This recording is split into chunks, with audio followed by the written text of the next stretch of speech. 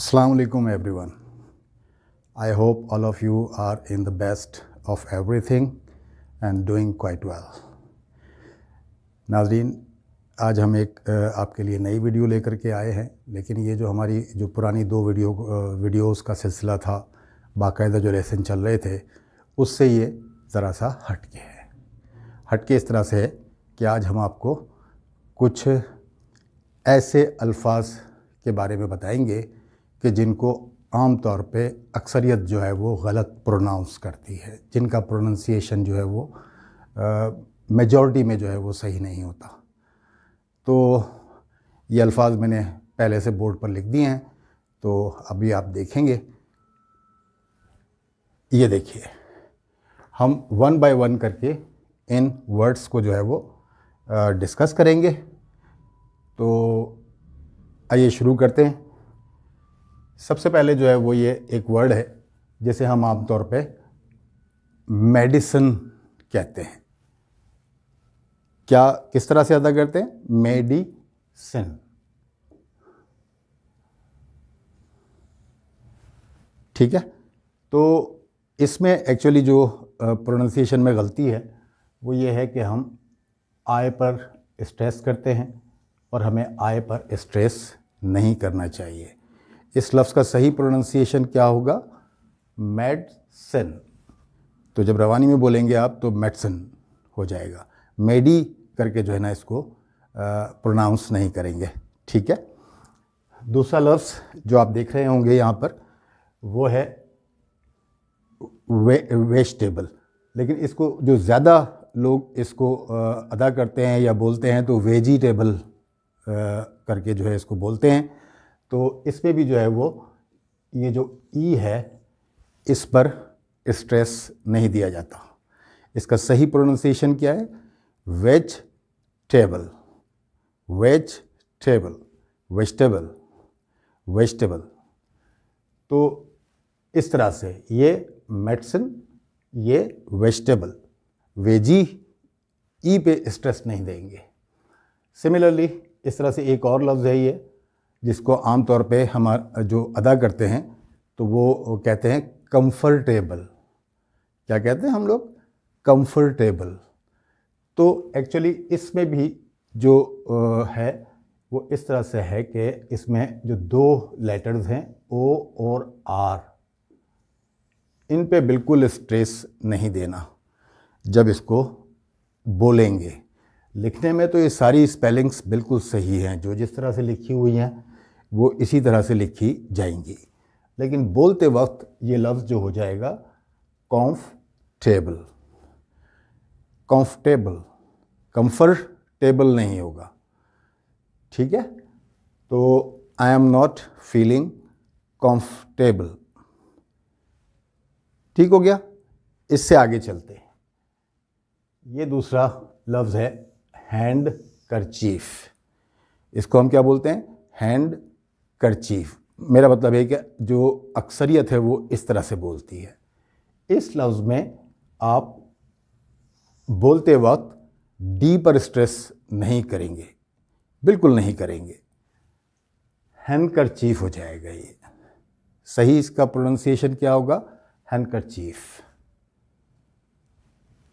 फिर आ जाइए, ये तीसरा लफ्ज़ एक और लफ्ज़ है जिसको हम आमतौर पर सैंडविच कहते हैं। इसमें भी कमोबेश वही सिलसिला है कि डी पर बिल्कुल स्ट्रेस नहीं करेंगे जब आप इसको प्रोनाउंस करेंगे या इसको बोलेंगे। तो ये लफ्ज़ सही किस तरह से बोला जाएगा? Sandwich, sandwich.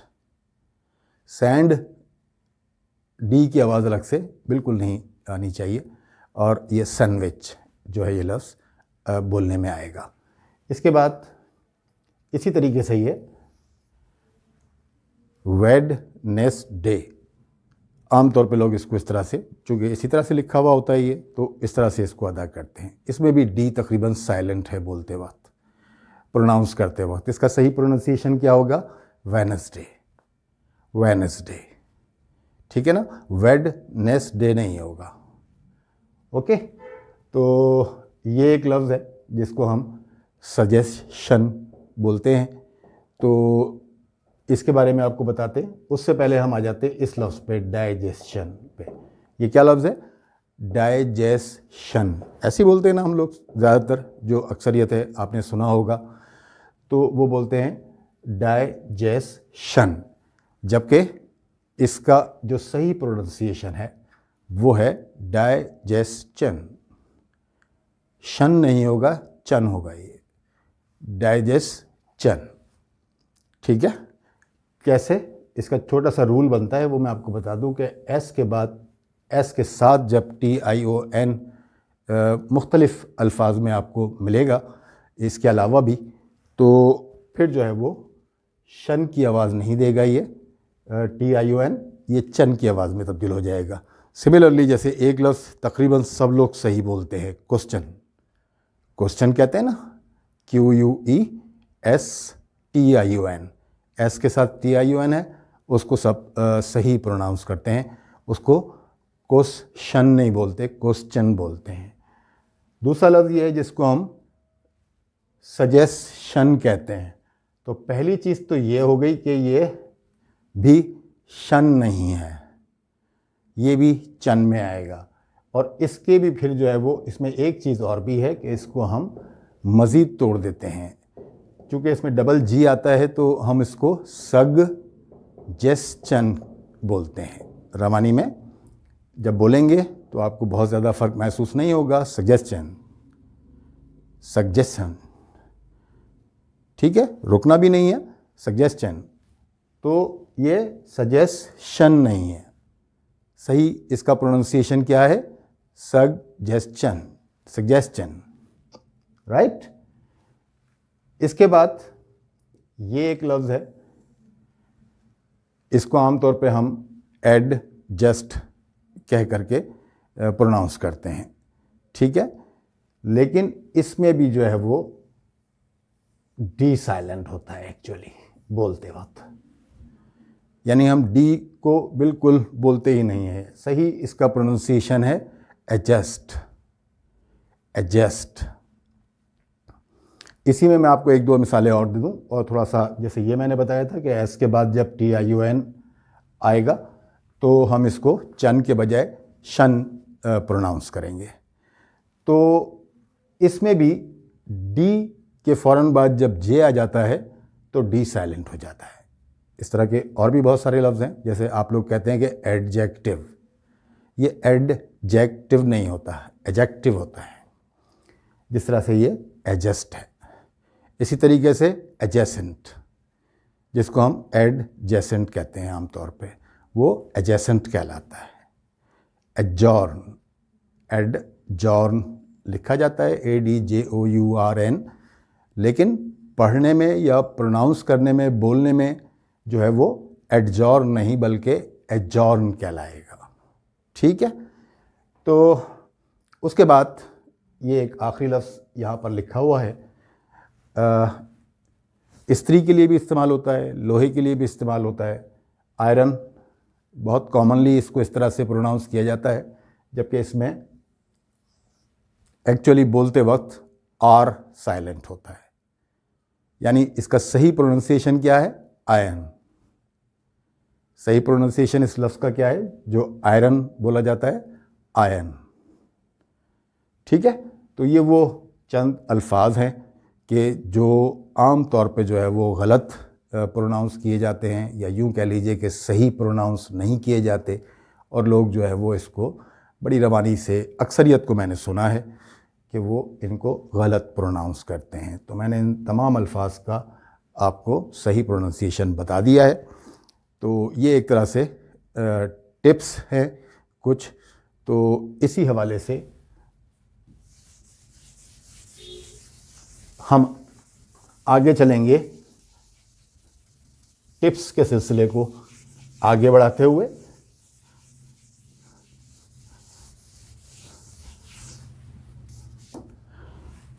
आपको ब्रिटिश और अमेरिकन इंग्लिश के कुछ दिलचस्प डिफरेंसेस बताएंगे कि ब्रिटिश इंग्लिश में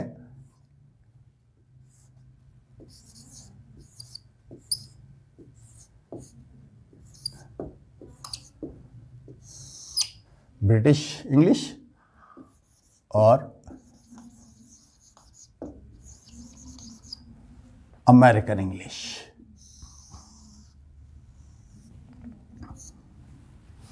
ठीक है, ब्रिटिश इंग्लिश में एक लफ्ज है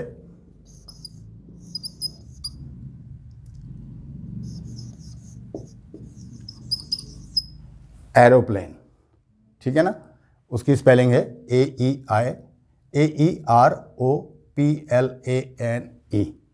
जबकि अमेरिकन इंग्लिश में इसी लफ्ज की स्पेलिंग मुख्तलिफ होती है।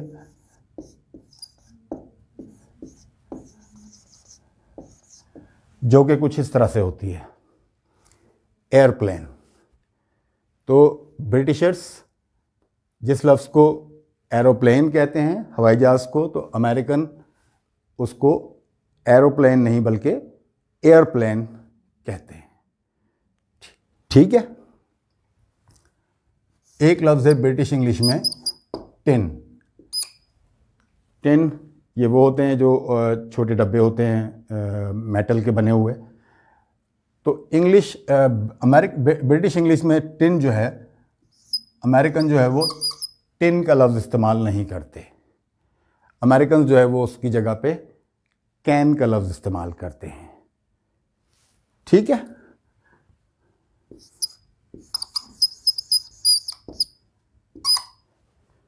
स्वीट्स, टॉफ़ीज़ वगैरह जो होती हैं, जो बच्चे खाते हैं, ब्रिटिशर्स जिसको स्वीट्स कहते हैं, अमेरिकन उनको कैंडीज़ कहते हैं। यानी अमेरिकन जो है वो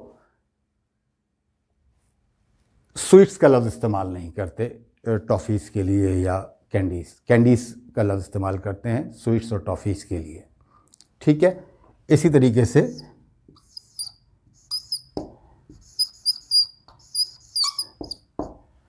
ब्रिटिश इंग्लिश में बिस्किट्स सबको पता है कि क्या है क्या नहीं है।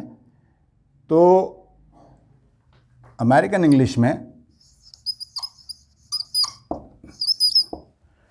बिस्किट्स नहीं इस्तेमाल होता। अमेरिकन लफ्ज़ बिस्किट इस्तेमाल नहीं करते बल्कि कुकीज़ या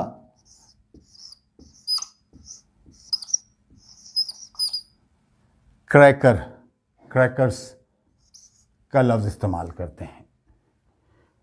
तो अमेरिकन्स बिस्किट्स को क्या कहते हैं? कुकीज़ या क्रैकर। बिस्किट्स का लफ्ज़ इस्तेमाल नहीं होता। ठीक है। इसी तरीके से ब्रिटिश इंग्लिश में एक लफ्ज़ है मैड माने पागल, हमारे यहाँ कहते हैं ना।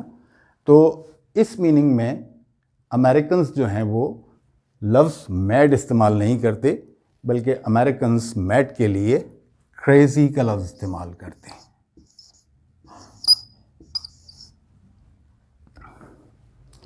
ब्रिटिशर्स कहेंगे कि आर यू मैड, यानी तुम पागल हो गया। अमेरिकन्स कहेंगे आर यू क्रेज़ी, मतलब तुम पागल हो गया, क्या तुम पागल हो। तो ये चंद अल्फाज हैं और मज़ीद भी मैं आपको बताता हूँ। ये चूँकि ज़्यादा नीचे चले जाएंगे तो आपको नज़र आए ना आए, तो इस वजह से जो है मैं चाहूँगा कि पहले इनको रब कर दूँ मैं, और इससे आगे हम फिर आगे चलेंगे।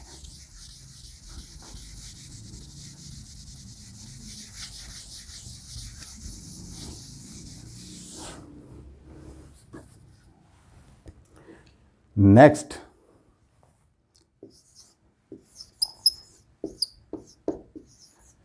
स्टूपिड।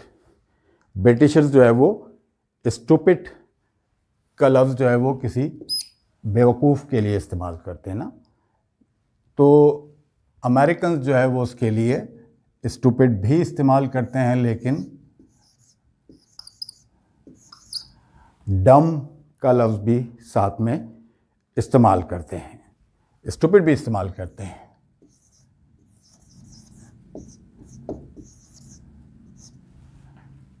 तो इसको आप यूं कह लें कि डम का लफ्ज़ स्टूपिड के सेंस में ब्रिटिशर्स इस्तेमाल नहीं करते। समझे आप मेरी बात?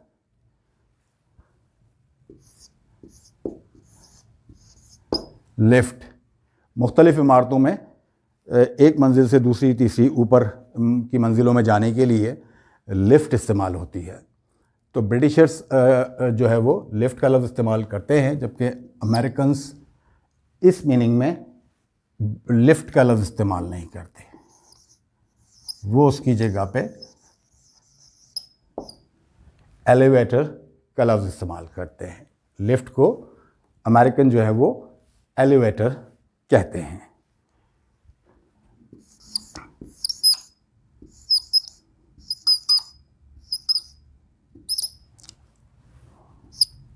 ऑटम, ऑटम जो है वो मौसम ख़ज़ां को कहते हैं। जैसे 4 मौसम होते हैं, समर, विंटर, स्प्रिंग और ऑटम। तो अमेरिकन जो है वो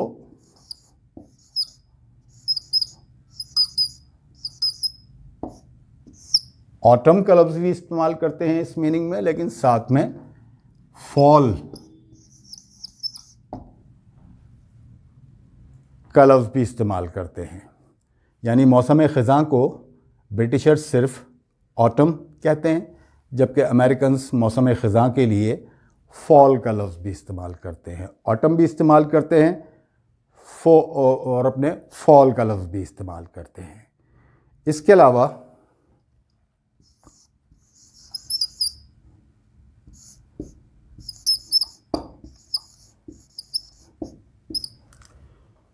फोर्टनाइट, फोर्टनाइट की मीनिंग आप जानते होंगे। आधे महीने को फोर्टनाइट कहते हैं, यानी 2 हफ्तों को मिला करके एक फोर्टनाइट बनती है। यानी एक महीने में 2 फोर्टनाइट होती हैं। जिस तरह से एक महीने में आमतौर पे 4 वीक्स काउंट होते हैं। तो इसकी जगह पे अमेरिकन जो है वो फोर्टनाइट का लफ्ज़ इस्तेमाल नहीं करते, वो सीधा सीधा 2 वीक्स का लफ्ज़ इस्तेमाल करते हैं। फोर्टनाइट 15 दिनों को जो कहते हैं, तो अमेरिकन उसकी जगह पे 2 वीक्स इस्तेमाल करते हैं, फोर्टनाइट का लफ्ज़ इस्तेमाल नहीं करते। तो इसके बाद जो है वो ये फिर मैं रब करने लगा हूँ ताकि आपको बहुत वाज़े तौर पर ये अल्फाज नज़र आते रहें और आप आहिस्ता आहिस्ता समझते रहें।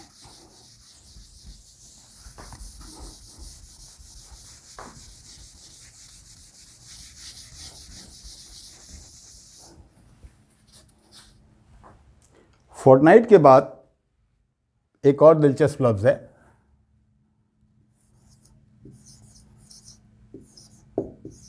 Public toilet. पब्लिक टॉयलेट्स होते हैं मुख्तलिफ़ जगहों पे। तो अमेरिकन जो है वो पब्लिक टॉयलेट्स के लिए पब्लिक टॉयलेट या टॉयलेट का लफ्ज़ इस्तेमाल या फ्रेज़ नहीं करते। वो पब्लिक टॉयलेट्स को अमेरिकन रेस्ट रूम कहते हैं। पब्लिक टॉयलेट को अमेरिकन्स रेस्ट रूम कहते हैं, पब्लिक टॉयलेट नहीं कहते। इसी तरीके से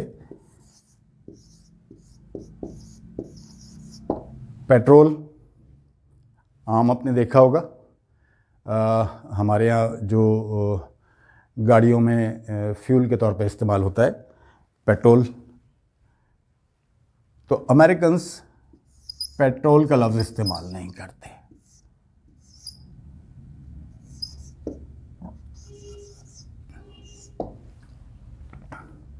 या तो वो सिंपली गैस कह देते हैं या गैसोलीन कहते हैं।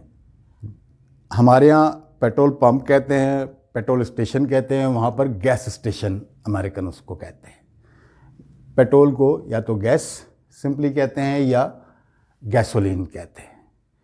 पेट्रोल का लफ्ज़ अमेरिकन्स यूज़ नहीं करते। ब्रिटिश लैंग्वेज में लफ्ज़ जो हॉलीडे है, हॉलीडे आप समझते होंगे, बड़ा मशहूर लफ्ज़ है, छुट्टी। अमेरिकन्स हॉलीडे की जगह पे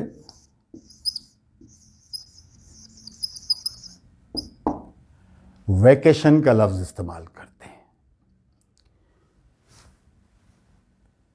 ब्रिटिशर्स जिसको हॉलीडे कहते हैं, अमेरिकन हॉलीडे का लफ्ज़ इस्तेमाल नहीं करते, उसकी जगह पे लफ्ज़ वेकेशन इस्तेमाल करते हैं।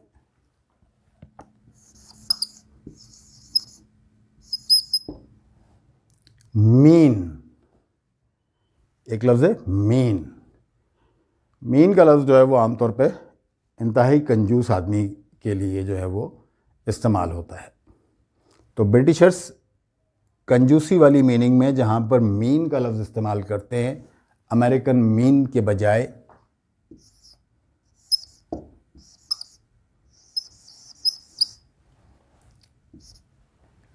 कौन सा लफ्ज़ यूज़ करते हैं? स्टिंगी।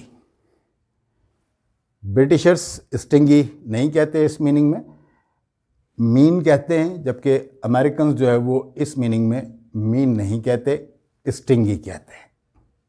ठीक है। इसके बाद एक लफ्ज़ है पेवमेंट। पेवमेंट कहते हैं राहदारी को, सड़क के साथ जो कुछ हिस्सा पैदल चलने वालों के लिए होता है उसको पेवमेंट कहते हैं। अमेरिकन इस मीनिंग में पेवमेंट का लफ्ज़ इस्तेमाल नहीं करते, बल्कि पैदल चलने के लिए रोड के अतराफ जो हिस्सा होता है पैदल चलने वालों के लिए, उसको साइड वॉक कहते हैं। ब्रिटिशर्स पेवमेंट कहते हैं और अमेरिकन्स साइड वॉक कहते हैं। ठीक है जी। तो मज़ीद कुछ और लफ्ज़ हैं कि जो आपको बताते हैं।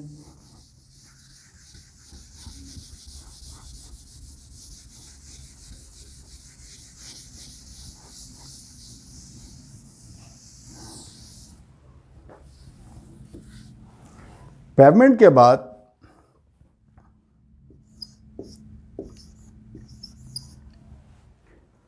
जग। जग का लफ्ज़ घरों में इस्तेमाल होने वाला बर्तन है, पानी, ज़्यादा पानी जो है वो भरने के लिए, जिससे फिर बाद में गिलासों में पानी या शरबत वगैरह जो भी होता है वो डाला जाता है। अमेरिकन जग का लफ्ज़ इस्तेमाल नहीं करते। अमेरिकन्स जग को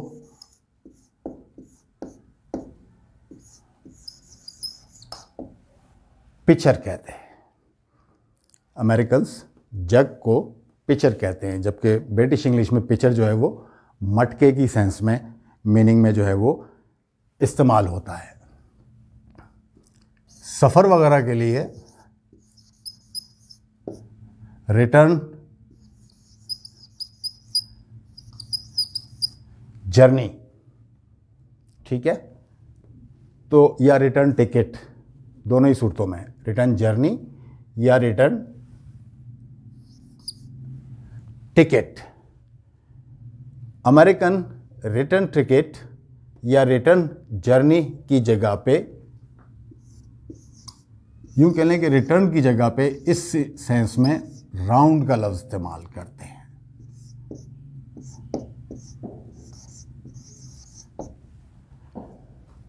रिटर्न जर्नी राउंड जर्नी कहलाएगा उनके पास, या राउंड ट्रिप कहलाएगा। रिटर्न टिकट जो है वो उसको राउंड टिकट कहेंगे। रिटर्न टिकट का लफ्ज़ जो है वो अमेरिकन्स जो है वो इस मीनिंग में रिटर्न का लफ्ज़ इस्तेमाल नहीं करते। अच्छा,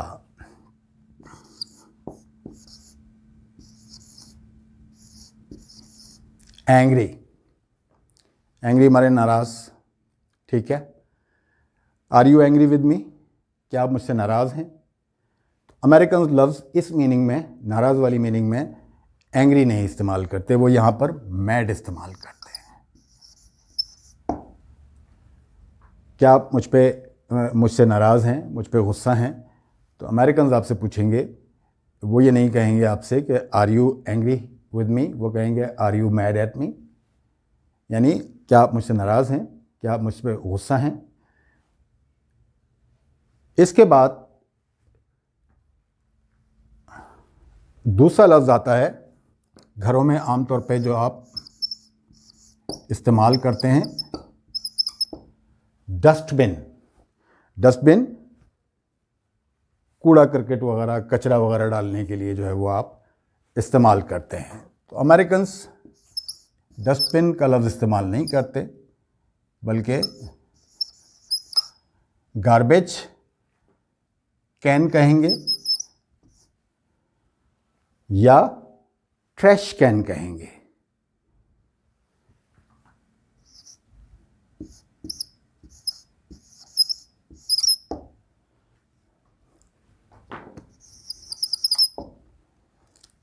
डस्टबिन की जगह अमेरिकन्स या तो गार्बेज कैन कहेंगे या ट्रैश कैन कहेंगे, लेकिन डस्टबिन नहीं कहते। ठीक है। और ये एक आखिरी लफ्ज़, वैसे तो बहुत सारे अल्फाज हैं, लेकिन आपकी मालूमात देने के लिए, आपको थोड़ा सा बताने के लिए फ़र्क जो है वो अब जो है वो आखिरी लफ्ज़ की तरफ जाएंगे।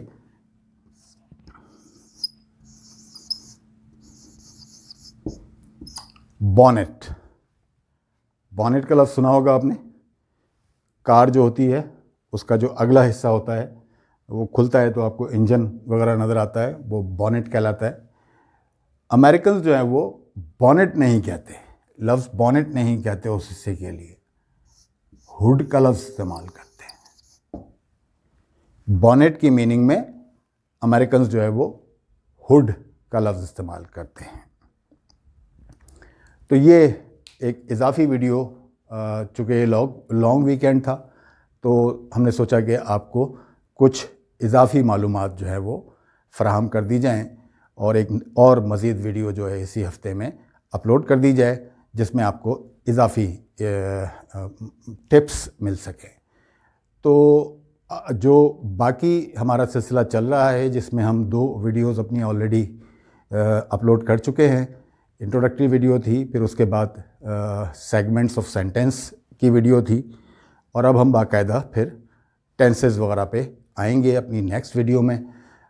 तो उस वक्त तक के लिए अल्लाह हाफ़िज़।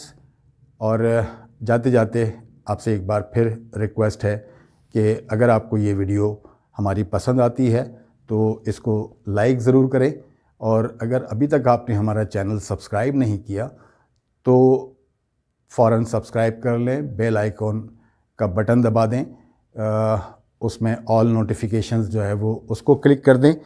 उससे फ़ायदा आपको ये होगा कि हमारी वीडियोस का नोटिफिकेशन जो होगा वो यूट्यूब पर आपको बिल्कुल बर वक्त मिलता रहेगा, और आप हमारी वीडियोस वक्तन फ़वक्तन हमारे साथ साथ जो है वो देखते रहेंगे।